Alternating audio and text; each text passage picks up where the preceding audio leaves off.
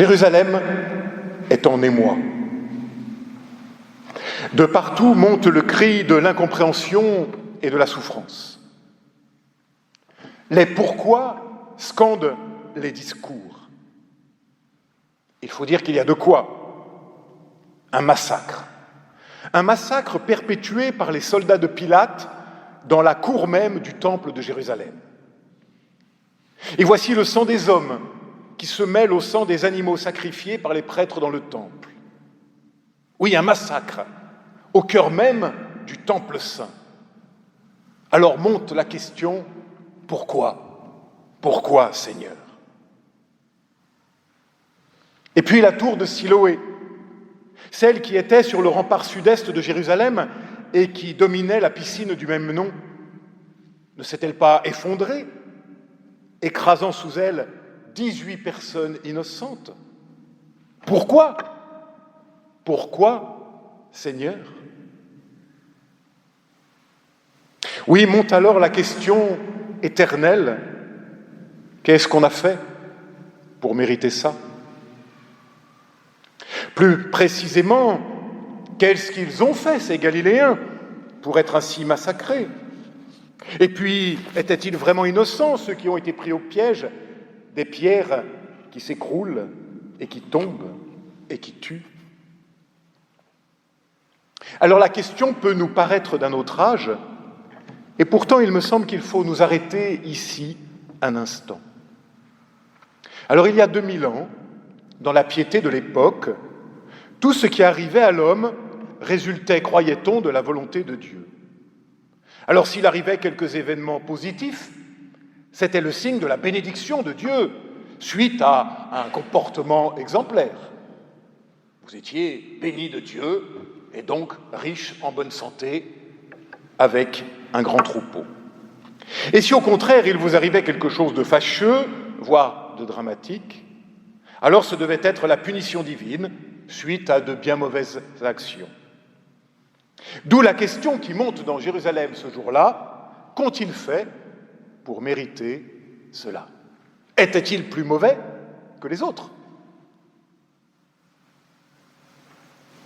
Cela peut nous sembler d'un autre âge, et pourtant je crois que cette question, terrible question, nous la connaissons tous, en fait.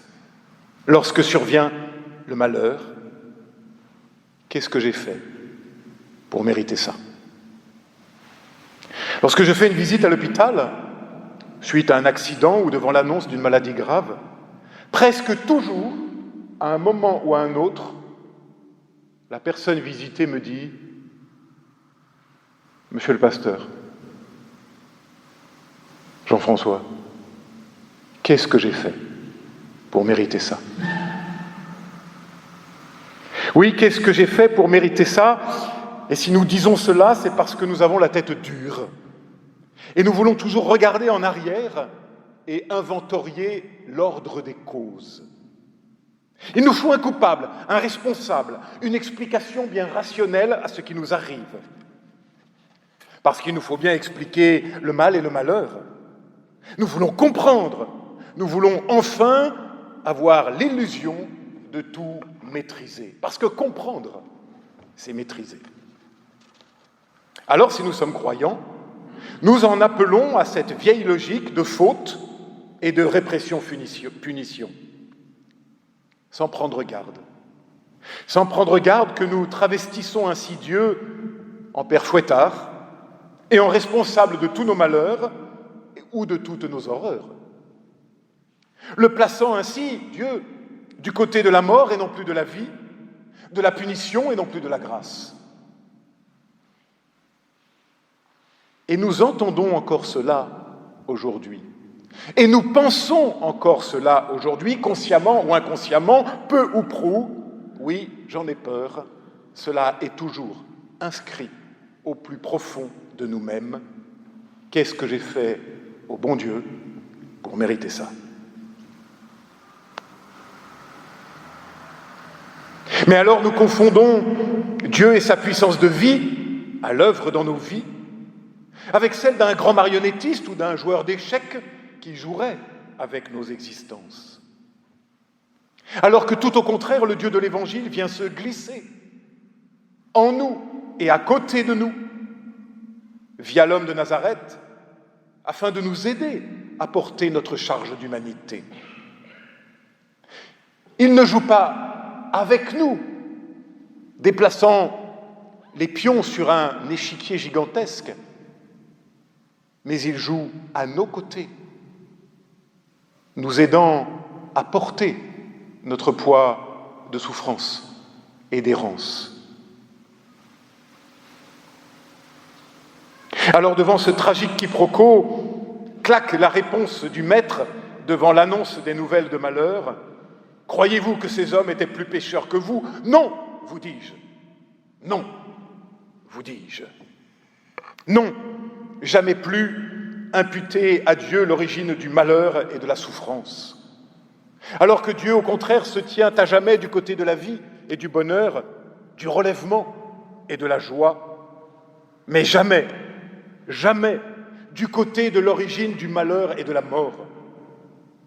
Davantage même, je l'ai dit, en Christ, Dieu s'en vient prendre avec nous et pour nous la charge de la souffrance et de la mort. Il s'en vient avec nous traverser les vallées des larmes et les ombres de la mort pour pouvoir nous en délivrer à jamais. Il faut que nous le sachions une fois pour toutes. Les catastrophes ne sont pas la punition divine de nos péchés, jamais. Alors bien sûr, il y a des catastrophes, c'est vrai, que nous provoquons, dont nous sommes terriblement responsables, c'est vrai. Ainsi, hier du massacre dans la cour du temple de Jérusalem, dont les responsables semblent bien être les ordres émanant d'Hérode. Là, on a bien la responsabilité de notre folie. Ou aujourd'hui encore, les ordres de Poutine, qui sont bien responsables de la guerre en Ukraine, bien sûr. Mais aucune punition divine, ici.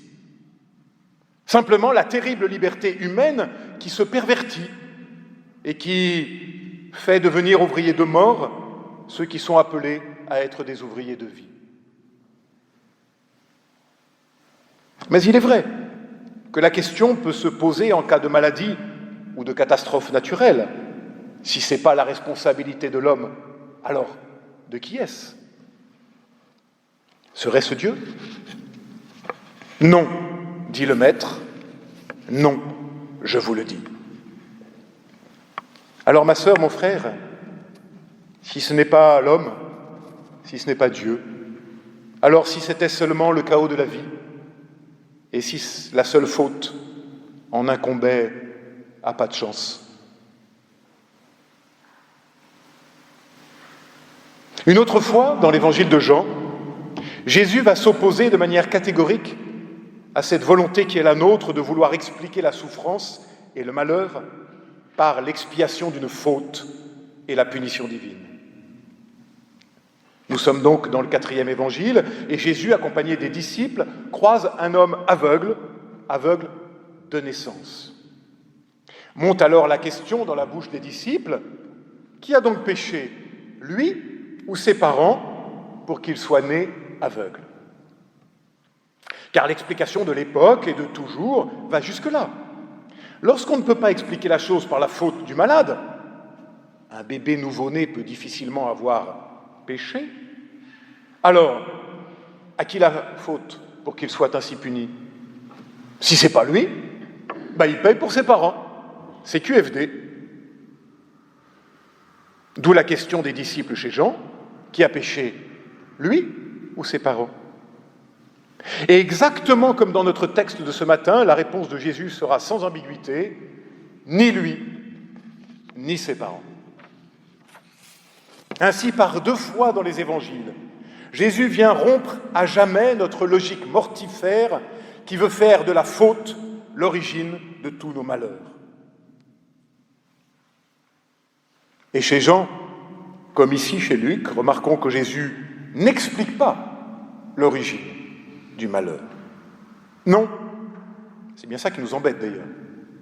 Il vient, encore une fois, retourner notre regard vers la vie. Il n'explique pas. Comme le disait très justement la théologienne France Quéré, je cite, « Jésus prie ses disciples de ne pas tourner la tête vers la nuit compacte de la douleur, car rien n'y brille. Le mal ne s'explique pas. S'il s'expliquait, d'ailleurs, il serait légitime. Inutile d'inventorier l'ordre des causes, il est définitivement scellé. Le mal est ténèbres et son énigme ne desserrera pas les dents.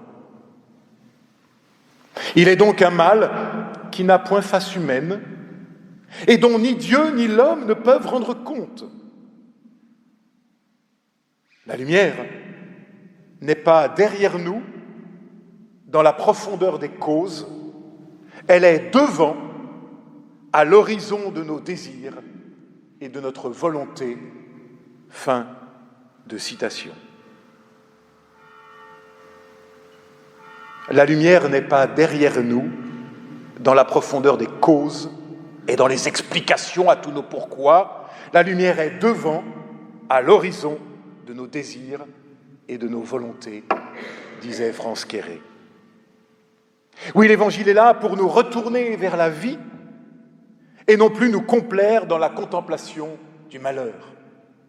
Voilà la bonne nouvelle. Et alors oui, je l'affirme, il y a dans nos vies de l'injustice et du tragique. Ça, on le sait tous, hein, qui sont sans pourquoi et ne peuvent en aucun cas être imputés à Dieu. Oui, parfois, il n'y a pas de réponse du côté du pourquoi.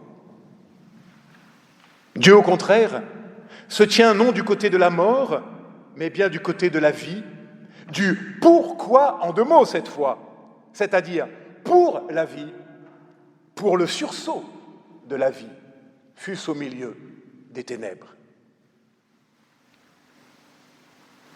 J'ouvre ici une parenthèse. Souvent, j'entends dire par certains de mes amis, d'un air entendu, « Ah, tu sais bien, il n'y a pas de hasard. » Clin d'œil au pasteur, hein, on veut se faire bien voir. Ben, nous aussi, on sait bien que Dieu est là, il n'y a pas de hasard. Ici, un immense piège nous guette, me semble-t-il. Celui, encore une fois, de vouloir rendre Dieu responsable de tout ce qui nous arrive. Alors j'ai envie de crier à la suite de Jésus à mes amis, « Non, bien sûr que non. Il y a du hasard dans nos vies. Bien sûr que oui. Parfois, souvent, ce qui nous arrive, c'est juste la faute à pas de chance, au mauvais enchaînement des causes et des effets. Alors oui, d'une certaine façon, je crois au hasard des événements. Et encore une fois, il est faux de dire qu'il n'y a pas de hasard, comme si tout était écrit et programmé de toute éternité dans le grand livre de Dieu. Et s'il y a bien un grand livre, pourquoi pas? Alors c'est nous qui écrivons sur les pages de ce grand livre. C'est pas Dieu qui écrit pour nous, c'est nous. C'est notre liberté d'hommes et de femmes. C'est nous qui écrivons les lignes et les pages du grand livre au gré de nos passions, de nos souffrances et de nos folies, mais en aucun cas la main de Dieu. Et donc non, il n'y a pas de « Inch'Allah » version chrétienne, en tout cas pas si je lis l'Évangile. Alors oui, je le répète, je crois au hasard parfois des événements. Mais attention, je crois aussi et tout aussi fort que Dieu, lui, se tient là, à l'ombre de toutes nos rencontres, de tout ce qui nous arrive, et qu'il est bien là, non comme cause, mais comme puissance de transformation et de vie possible, malgré toutes nos impasses, nos stérilités et nos impuissances. Il se tient là, au cœur de nos hasards. Alors nous en arrivons à la petite parabole qui vient clore notre récit de ce matin, celle du figuier. Jésus, comme il en a coutume, n'explique pas, mais va déplacer la problématique. Plutôt que de chercher une réponse religieuse à la souffrance et au malheur, il nous replace devant la vie et ses échecs et vient l'ouvrir jusqu'à l'impossible. Alors il y avait un homme qui avait une vigne et dans cette vigne un figuier. La vigne, signe si souvent dans la Bible hébraïque du peuple d'Israël. Et le figuier, si souvent symbole de la loi et de la foi de ce même peuple d'Israël. Mais voilà, le figuier est stérile, pas de fruits. Embêtant ça. Depuis 3 ans, pas de fruits. Mais alors une seule chose à faire, pour que l'arbre n'épuise pas le sol pour rien, le couper, dit le propriétaire de la vigne. À Saint-Jean, ma précédente paroisse à Paris, il y avait devant le presbytère, à la sortie du temple, un figuier de ce type-là. Alors lui donnait des figues abondantes, mais immangeables. Impossible d'en faire quoi que ce soit, même de la confiture. Immangeable. Elle restait toujours dure comme de la brique. Alors une seule chose à faire, le couper, afin que ces fruits stériles ne bougent pas les chéneaux du presbytère. N'est-il pas ? Et là surgit le maître qui intercède pour lui et pour nous. Non, laisse-le encore.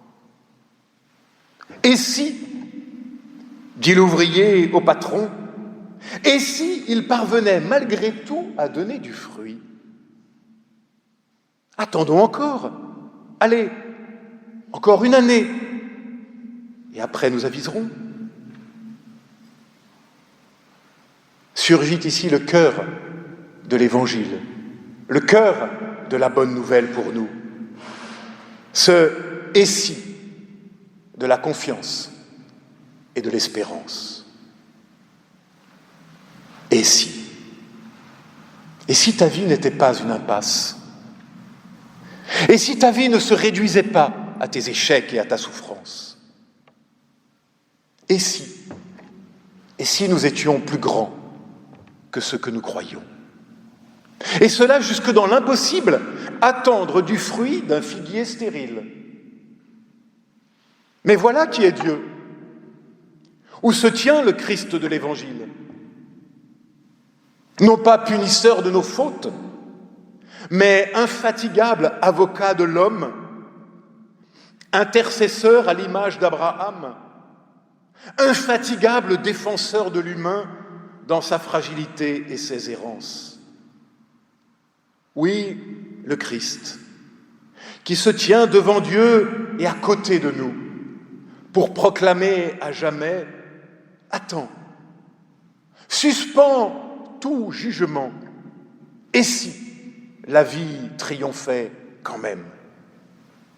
Oui, c'est le pari du Christ sur toi, sur moi, sur nous. C'est folie, j'en conviens. Mais Dieu, lui, croit en toi, en moi, en nous, par-delà toute espérance et toute logique humaine. Et là, devant cela, il y a urgence, pas possible de remettre, c'est l'aujourd'hui de la vie et de la foi. Pas possible de dire, je m'y mettrai l'an prochain. C'est maintenant que cette parole s'offre à nous. C'est maintenant qu'elle peut nous ouvrir comme un frimur et nous faire vivre. C'est maintenant que tout commence. Il y a une véritable conversion qui est bien celle de ce retournement vers la vie possible dans la suivance de ce « et si » de l'Évangile. Et c'est là, très exactement là, tout le sens de ce « convertissez-vous » qui a résonné par 2 fois dans notre récit.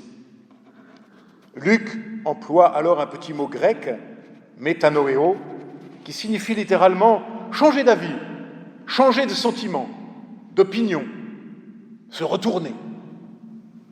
Ainsi, il ne s'agit pas d'abord de repentir au sens religieux ou moral, mais bien de changer notre regard sur la vie, sur Dieu et sur nous-mêmes. Oui, il s'agit bien d'une véritable conversion, comme lorsque nous faisions du ski, c'est-à-dire d'un renversement de tout ce que nous imaginions sur Dieu et sur nous-mêmes, pour découvrir émerveillé qu'un avocat intercède pour nous et nous accompagne, sans se lasser jamais, bêchant, sarclant et enrichissant nos existences, oui, sans se lasser jamais, afin que nous portions fruit, et cela dès aujourd'hui, car la foi, c'est toujours aujourd'hui, sans attendre à demain, sans remettre à demain, car c'est aujourd'hui que Dieu bêche, sarcle et vient enrichir nos vies. Amen.